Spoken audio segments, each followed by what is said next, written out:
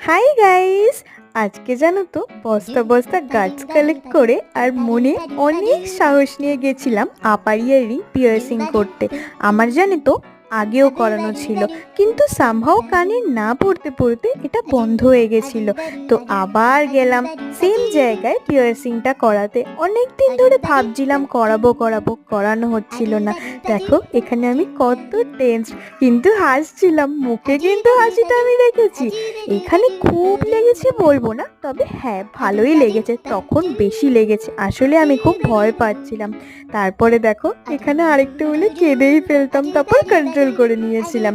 তারপরে এই সাইডটাও আন্টিটা করে দিল, আর আমি বারবার বলছিলাম কিছু হবে না তো, সেফটি হয়ে যাবে না তো। আসলে শুনেছি অনেকেরই এরকম হয়ে যায়, তবে আমার আগের বার কিছুই হয়নি, কিন্তু এইবার জন্য খুব ভয় লাগছিল। সেই স্যাটিসফ্যাকশনের মুখটা দেখো। Tata, bye bye.